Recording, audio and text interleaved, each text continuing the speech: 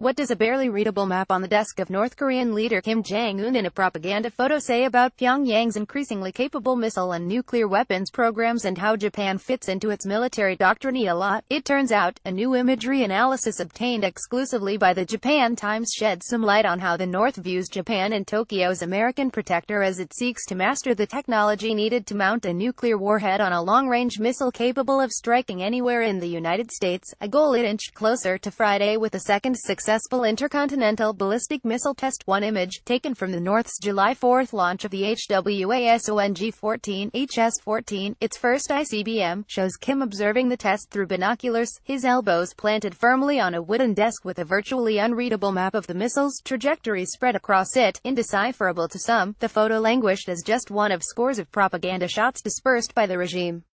That was until Nathan Hunt, an open-source intelligence analyst with the Washington-based Strategic Sentinel defense contractor, had a go at making the unreadable readable through a complicated process using forensic image processing techniques to unskew and deblur the photo. Hunt was able to craft a reproduction of how it might look to Kim as he sat at his observation desk, comparing the reassembled and readable map to a similar one seen in photos released by the North from its May 14 launch of an intermediate-range HWASONG-12 HS-12 missile. Hunt was able to glean potentially key insights into the country's missile testing doctrine, and how neighboring Japan fits into the process. On the map was something not seen before, a projected trajectory that could have potentially put the missile inside Japan's territorial waters. The imagery analysis report prepared by the defense contractor said, territorial waters, as defined by the United Nations Convention on the Law of the Sea, are coastal waters extending at most 12 nautical miles, 22 kilometers, from a country's coastline. Despite lobbing a number of missiles into the Sea of Japan, including within Japan's exclusive economic zone, which extends 200 nautical miles, 370 kilometers, from its coast, the North has yet to fling one so dangerously close to Japanese territory as seen in the reproduced image. In March, rocketry experts with the Center for Non-Proliferation Studies at the Middlebury Institute of International Studies in California used a method of map analyzation similar to Hunt's to determine that a military drill that fired 4 extended-range